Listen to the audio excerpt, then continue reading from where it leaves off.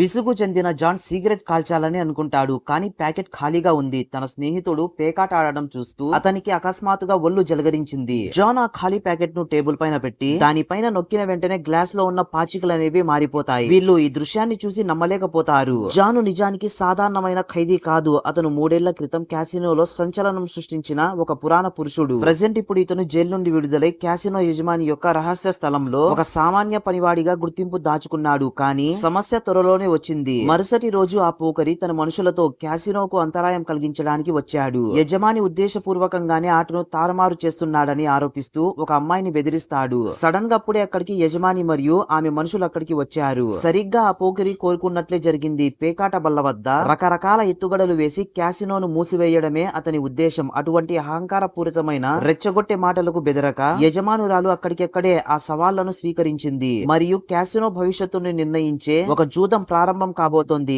ఆ గుండు సిద్ధంగానే వచ్చాడు. మోసంలో ఎక్స్పర్ట్ ఇల్యూనిస్ట్ మాస్టర్ ని కూడా రంగంలో దించాడు. మాస్టర్ యొక్క మాయ విద్యలు చాలా అడ్వాన్స్డ్. అవి సులభంగా మనుషులను మాయ చేసి ప్రత్యర్థులు తమ కార్డులను తప్పుగా చదివేలా చేసి తద్వారా ఆర్థిక వినాశనానికి దారితీస్తుంది. గేమ్ స్టార్ట్ అవుతుంది. యజమానురాలు ఆ గుండా సామర్థ్యాలను పరీక్షించడానికి తన మనుషులని పంపింది. అత్యంత అహంకారమైన ఆ గుండా క్యాసినో మేనేజర్ అయిన హీనాను నమ్మడం లేదని చెబుతూ తన మనుషులే కార్డుని పంచాలని పట్టుబట్టి వెంటనే 10,000 పందెం డిమాండ్ చేశాడు. అతను చెప్పిన మనుషులు ఎవరో కాదు, ఇల్యూనిస్ట్ మాస్టర్. ఇతను అద్భుతమైన నైపుణ్యంతో అప్పటికే రహస్యంగా కార్డులన్నింటినీ అమర్చి ముందుగానే నిర్ణయించిన క్రమంలో ప్రతి ఆటగాడికి వాటిని పంచాడు. వీళ్ళు ఎంత కష్టపడి ఎంత ఆలోచించి ఆడుతూ ఉన్నా కూడా ఇతని ముందర ఓడిపోతూ ఉంటారు. మేనేజర్ హీనా రంగంలో దిగుతుంది. ఈమె కూడా తన దగ్గర ఉన్న ఐడియాస్ తో చాలా తెలివిగా ఆడుతుంది. అయినా కూడా ఈమె ఓడిపోతుంది. సడన్ గా అప్పుడే అక్కడికి మన హీరో జాన్ వస్తాడు.